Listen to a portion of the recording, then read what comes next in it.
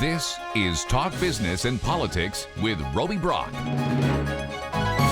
And welcome to the program. I'm Roby Brock. We appreciate you joining us. Late last month, Talk Business and Politics and KATV conducted a town hall meeting to discuss outcomes of the Arkansas legislature.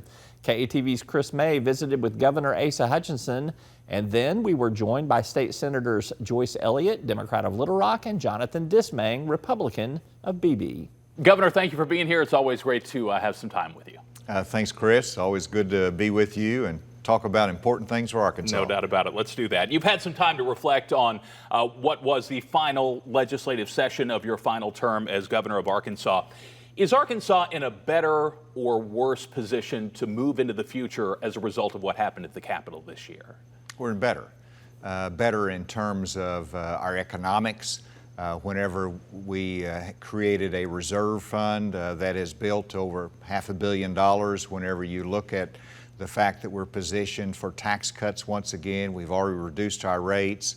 The fact that we've been able to invest in teacher pay in terms of improving our education, one of the largest increases in a decade in terms of education funding. So yes, because we tightened our belt during the pandemic, we are in a very good position now, and the legislative session helped us to get down that path. You mentioned teacher pay raises, you've talked about broadband expansion, computer science courses in schools, the Revenue Stabilization Act, which of course balances the budget.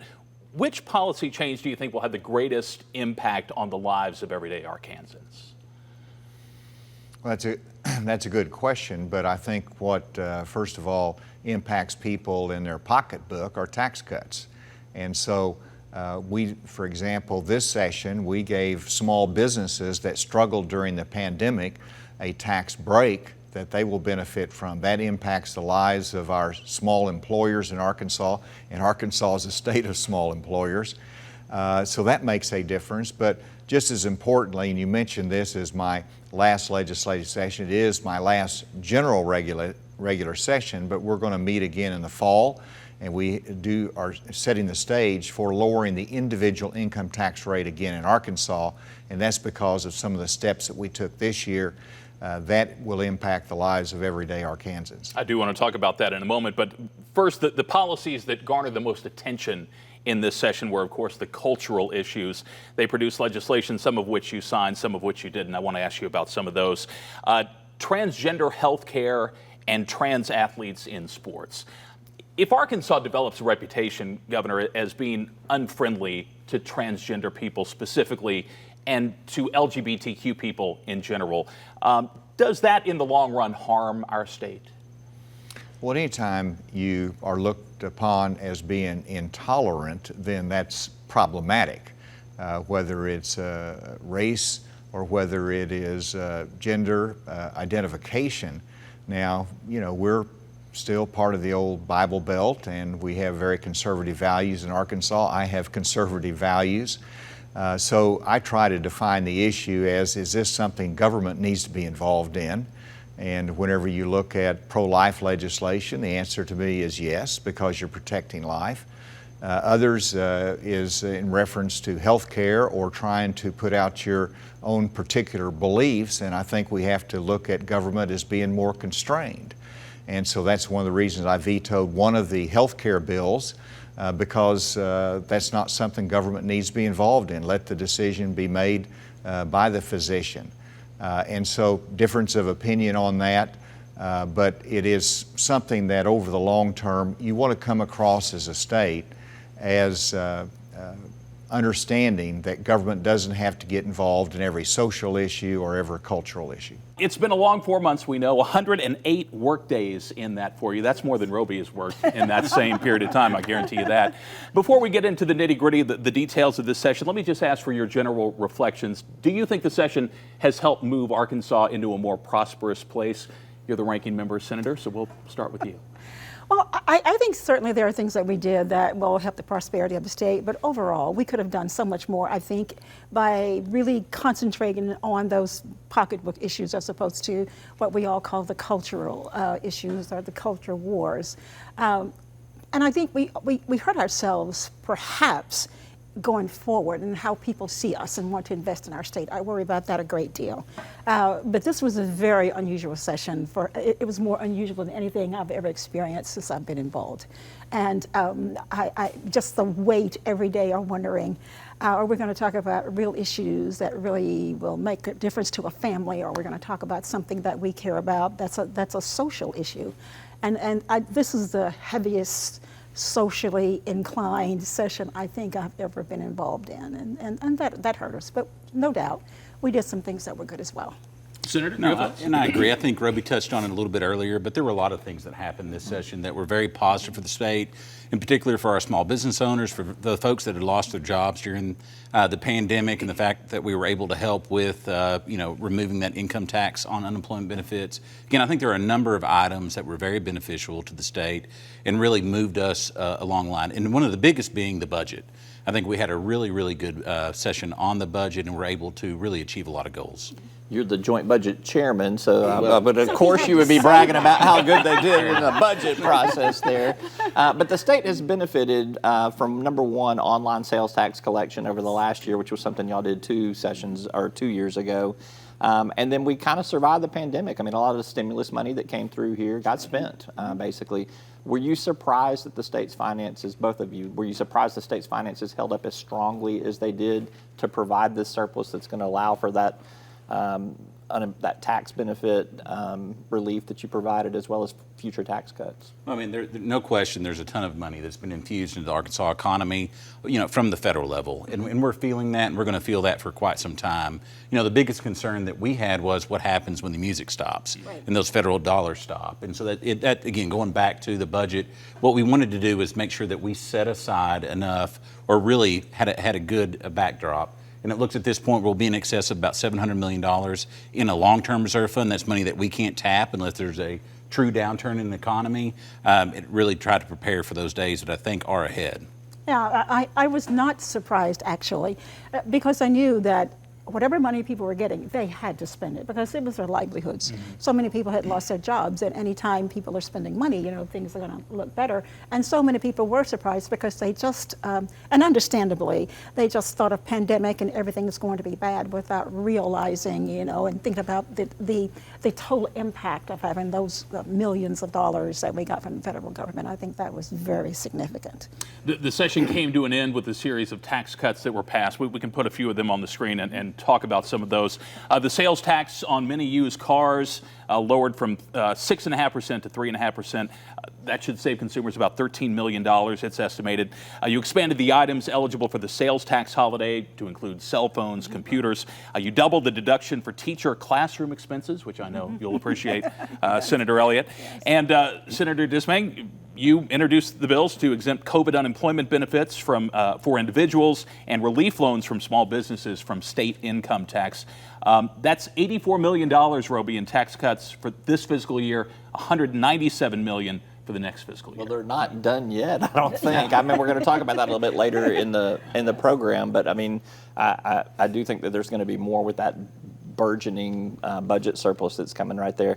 I want to ask, segue to another subject here that I think was a big issue in this session that, again, was a little bit more underreported. We did another version of Medicaid expansion. Yes. Our Home is what it is called. It replaced Arkansas Works, which replaced the private option. We could go through all the iterations there. Why is this version of Medicaid expansion better? Well, from the people who worked on it, and I worked on it quite a bit after, not initially, but just trying to get some things changed in it.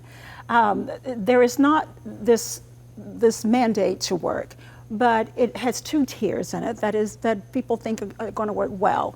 One is everybody will get private health insurance except for 3 categories. But to get the private health insurance, there is this incentive that you need to show that you are improving yourself, and you will have insurance like anybody else.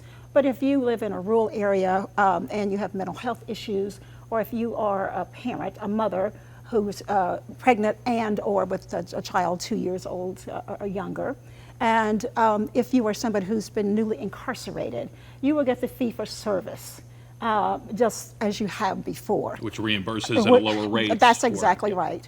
And so hopefully, if it works the way people are envisioning it work, and it should work out fine, I think, except that I have to admit, I'm not real clear on why some of the changes were made, except that it seems that there is just this need every time we have to re-up whatever name it is to find it something else. And now we're calling it Our Home. But one of the big things that's important about it, there's still a lot of vagueness to it, and I'm told on purpose, but there is an advisory group that's made up of folks from different departments and some folks from outside who are going to maybe give some guidance to how we are going to achieve what we think we should achieve within that bill. I don't want to give Senator Dismang too much credit here, but you were one of the creators of the private option. I mean, I'm sitting in the committee room the day that the idea was kind of sprung up back in 2011, I think it was, in that legislative session. When you look at where the private option was to where Our Home is, tell me why you think it has evolved into something better, if you think it has. Well, I mean, I think, number one, it was important to keep the program in place. There's state tax dollars that, in really hospital infrastructure and that sort of number of reasons why it's important that we keep that program in place, or a version of it in place. I think what this does, what it tries to do, is create some wraparound services for more of a healthy lifestyle. Which should then help lower premiums and help folks, again, achieve their health care goals. I think that was the bigger issue behind some of the Our Home legislation. Well, and if you look around the South, there's so many states that have declined to expand Medicaid. Mississippi, Alabama, Georgia, Florida, Texas. In Missouri, the voters called for it, and the legislature just said no. So obviously Arkansas feels like it's the right thing to do, which is a step in the right I don't think there's any question about that, because there was a lot of controversy, but the fact that we've insured, over 300,000 folks in our state, I mean, that does make a big difference. It's just that every time it's time to re-up, we have to rethink, how are we going to get the votes? I mean, I have to just say, just for the utility of it all, making it work and getting votes, we have to think about what can we do to appeal to, have a cross-section of people we can appeal to. But, we had a few votes on some things before we got the budget passed. The pandemic really highlighted, I think, the need for that safety net to be in place. There were a lot of folks that were able to utilize the program because they were laid off, especially in that most stressful time that we had during the pandemic. So, and remember, we thought that was going to be the big issue we're going to have trying to get passed for the budget. Right. Turned out it was not. Let me ask one other question that was kind of the centerpiece of what we thought this session was going to be about. It certainly was an issue, and that was the hate crimes law, and it was a divisive issue. It was one where I know there were a lot of hard emotions on this each way. I kind of want you to, but you guys both voted differently on what eventually became the law. Right. Tell me a little bit about that debate, what was going on behind the scenes, and what eventually came out. Is it an imperfect solution, or is it a failure? I mean, rarely do we have a perfect solution, I think. This did accomplish a lot of the goals, I think, that was sought through having hate crimes legislation. I understand that we're going to have a different viewpoint on that. But I do believe that it provided some protections that people have been asking for, and again, didn't single out any particular classes necessarily, but I do think it accomplished the goal. And you won't be surprised to know, I think it was an abject failure. Because a hate crimes bill is a hate crime bill, and you name what you're talking about. And to me, that is the biggest problem with the bill. If you don't name who and what you're talking about, then it becomes so generalized. It's the same kind of thing you have for everybody. And that's not the point of a hate crime bill.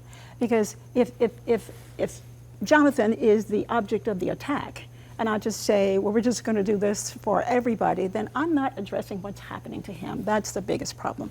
And I really hope we will think about that maybe at another time and revisit it, so that we are not, we don't have something we are passing off as a hate crime bill that to me clearly is not. I was going to ask the question, is there a chance that this will be revisited in the near term?